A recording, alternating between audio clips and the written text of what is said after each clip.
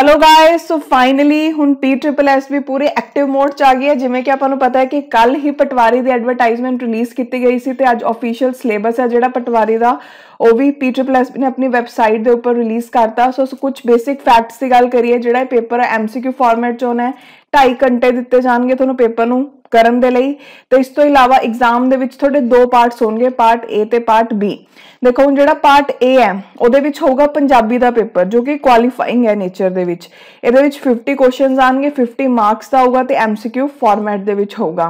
ਹੁਣ ਇੱਕ ਚੀਜ਼ ਧਿਆਨ ਦੇਣ ਵਾਲੀ ਹੈ, ਪਾर्ट ए ਤੋਂ ਬਾਅਦ ਪਾर्ट बी ਤੁਹਾਡਾ ਤਾਂ ਹੀ ਇਵੈਲੂਏਟ ਕੀਤਾ ਜਾਊਗਾ ਅਗਰ ਤੁਸੀਂ ਪਾर्ट ए ਦੇ ਵਿੱਚ 25 ਮਾਰਕਸ ਲੈ ਕੇ ਆਉਂਦੇ ਹੋ, मतलब 50% अगर ਤੁਹਾਡੇ क्वेश्चंस ਕਰੈਕਟ ਨੇ। ओके, सो ਹੁਣ ਆਪਾਂ पार्ट बी ਦੀ ਗੱਲ ਕਰੀਏ ਤਾਂ ਇੱਕ ਸ਼ੌਕਿੰਗ ਜਿਹੜੀ ਚੀਜ਼ ਹੈ ਇਸ 'ਚ ਦੇਖਣ ਵਾਲੀ ਇਹ ਹੈ ਕਿ ਪਿਛਲੇ कुछ सालों तो एग्रीकल्चर नूं पटवारी दे सिलेबस दे विच ऐड किया जा रहा है, बट इस बार एग्रीकल्चर सबजैक्ट जिहड़ा है वो नहीं है। सो ये तुहाडे लई बहुत ही अच्छी अपॉर्चुनिटी है, बिकॉज एग्रीकल्चर दे विच बहुत सारे स्टूडेंट्स दे मार्क्स जिहड़े ने वो डिडक्ट हुंदे सीगे।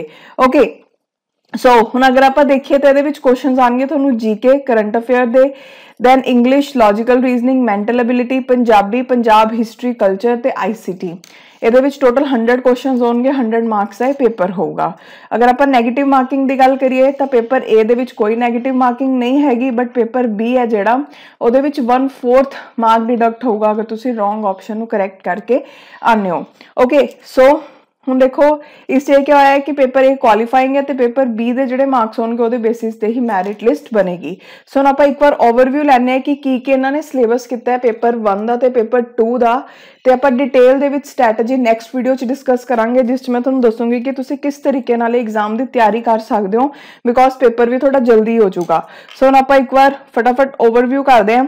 ਅਗਰ ਆਪਾਂ पेपर 1 ਦੀ ਗੱਲ ਕਰੀਏ, मतलब पेपर ਜਿਹੜਾ A ਹੈ ਪੰਜਾਬੀ ਦਾ, ਉਹਦੇ ਵਿੱਚ ਸਿਲੇਬਸ ਦੇਖੀਏ ਤਾਂ ਦੇਖੋ ਇੱਕ ਚੀਜ਼ ध्यान च देने वाली यह है, बहुत सारे स्टूडेंट्स जिहड़े ने ना टेंशन लै रहे हैं कि पंजाबी ऐड करती, बट अगर तुसी पंजाबी दे पेपर नूं अच्छे तरीके नाल एनालाइज करोगे तो तुहानूं ये चीज़ समझ आऊगी कि पंजाबी दा पेपर कुछ नहीं हैगा। पंजाब दी हिस्टरी दा पार्ट है ते पंजाब दे कल्चर दा पार्ट है मेन, ते उस तो इलावा पंजाबी ग्रामर है। That's it. ये तीन चीज़ां नाल मिलके ही बनया होया पेपर A जिहड़ा कि क्वालीफाइंग है। ओके, सो अगर तुसी पंजाब हिस्टरी की तैयारी कर रहे हो, कल्चर की तैयारी कर रहे हो, पंजाबी ग्रामर की तैयारी कर रहे हो, तो थोड़ा ये ऑलरेडी इंक्लूड हो जाएगा सारा सिलेबस दे विच, तुहानूं एक्स्ट्रा पढ़न की जरूरत नहीं पऊगी। सो इहदे विच देखो की है, जीवनी ते रचनावां श्री गुरु नानक देव जी दी, गुरु अंगद देव जी दी, गुरु अमरदास जी दी, गुरु अर्जन देव जी दी, गुरु तेग बहादुर जी दी, गुरु गोबिंद सिंह जी दी। ते आपां पंजाब हिस्टरी दे विच भी गुरुज बारे पढ़ते हैं, ठीक है। सो उस तो बाद नैक्सट है विरोधी शब्द, समान अर्थक शब्द, मुहावरे, अखान, शब्द दे भेद, अगेतर पिछेतर, वचन बदलो, लिंग बदलो, विराम चिन्ह, शब्दां वाकां नूं शुद्ध करना, अंग्रेजी शब्दां दा पंजाबी विच शुद्ध रूप। जिहड़ा 11th है ये थोड़ा जिहा नवां है, अंकां, महीनों ते दिनां दा शुद्ध पंजाबी रूप, ठीक है। आपां नूं वैसे भी पता हुंदे हैं, डे टू डे लाइफ च आपां यूज करदे हैं। उस तो बाद पंजाबी भाषा नाल संबंधित प्रश्न आउणगे, ठीक है।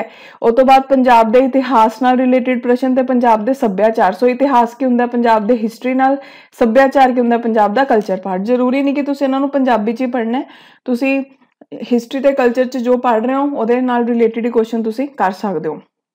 ओके, सो ਹੁਣ ਆਪਾਂ ਨੈਕਸਟ ਗੱਲ ਕਰਦੇ ਹਾਂ पेपर 2 ਦੀ। ਪਹਿਲਾ ਹੈਗਾ जीके, करंट अफेयर्स ਦਾ। सो देखो सब तो पहला अगर ਆਪਾਂ ਗੱਲ ਕਰੀਏ ਇਹਦੇ ਵਿੱਚ करंट अफेयर्स ने ਤੇ जीके है। करंट अफेयर ਤੁਸੀਂ 6 मंथ ਦੇ ਤਾਂ करने ही करने हैं, अगर हो सके तो 1 साल ਦੇ कर लो तो बहुत अच्छे रहोगे, ठीक है जी। सो पॉलिटिकल इशूज मतलब पॉलिटी पढ़नी है तुसी, इन्वायरमेंट इशूज इन्वायरमेंट करना है, करंट अफेयर्स आगे, साइंस एंड टैक पढ़नी है, फिजिक्स केमिस्ट्री बायो ते कुछ साइंस एंड टैक दा पार्ट। उस तो बाद इकनॉमिक इशूज मतलब इकोनॉमी करनी है, हिस्ट्री ऑफ पंजाब मतलब तुसी सारा पंजाब दी हिस्ट्री करनी है, सिख गुरुज तो लैके जदों पंजाब पार्टीशन हुई पंजाब दी, मतलब पंजाब अलग अलग पार्ट्स डिवाइड हो गया ना, वो सारा करना है। History of India with special reference to Indian freedom struggle movement मतलब modern history only.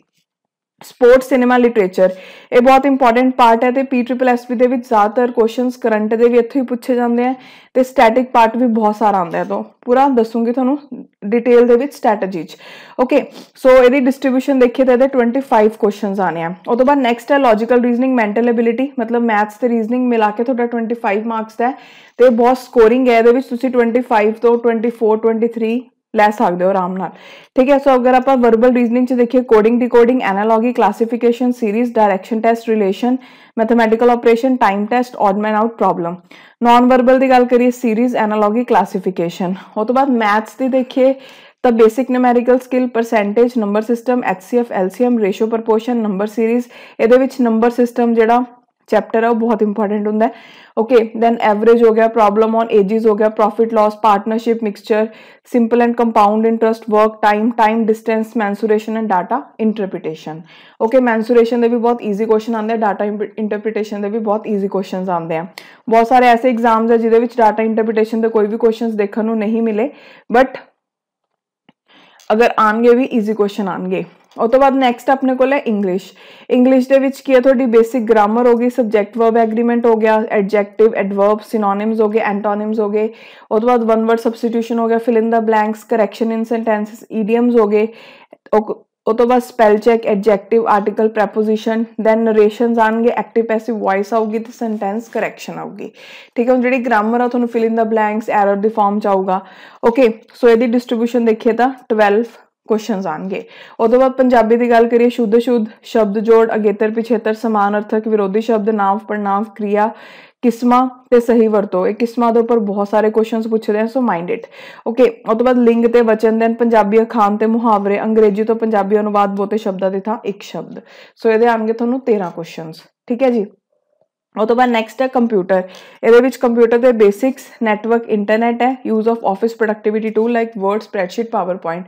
Maximum question है जो बेसिक्स ऑफ कंप्यूटर ते ए वाले पोर्शन चो पूछे जाते हैं, तो यदि डिस्ट्रीब्यूशन 9 है। ओके उस तो बाद नैक्सट है पंजाब हिस्टरी एंड कल्चर जो कि बहुत इंपॉर्टेंट पार्ट है। पंजाब हिस्टरी एंड कल्चर थोड़ा पहला जो पार्ट अपने डिस्कस किया GK वाला उस भी इंक्लूडिड है तो इस भी है। इस की करना तुसी physical features of Punjab and its ancient history यानी कि पंजाब की जोग्राफी करनी है तुसी। Social religious economic life Punjab दी इकोनॉमिक्स करनी है। Development language literature arts in Punjab social culture of Punjab during Afghan Mughal rule Bhakti movement Sufism teaching history of Sikh Guru saints in Punjab Adi Granth Sikh rural freedom movements of Punjab यानी कि पंजाब का कल्चर हिस्ट्री का पार्ट पूरा जोग्राफी इकनॉमिक्स नूं मिला के। सो सारा करना तुसी पंजाब दा। ओके सो ये आऊगा थोड़ा 16 क्वेश्चन ये 100 मार्क्स थोड़े एवं कंप्लीट होंगे हैं। टोटल ये 6 सैक्शनस ने अपने, ठीक है। सो हुण अगर आप देखिए तो आपने सिलेबस का ओवरव्यू ले लिया। हुण जी नैक्सट वीडियो अपलोड की जाऊगी उन्होंने अच्छे तरीके जरूर देखियो बिकॉज उस डिटेल च स्ट्रैटेजी आऊगी थोड़े लिए, तो उत्थों तुहानूं बहुत कुछ पता लगूगा तो तुसीं अपनी तैयारी शुरू कर पाओगे और अज या कल दे अपलोड हो जाऊगी। सो मिलते हैं जल्दी ही। Thank you so much. अगर वीडियोज़ अच्छी लगदियां लाइक करो तो ज़्यादा शेयर करो। Thank you.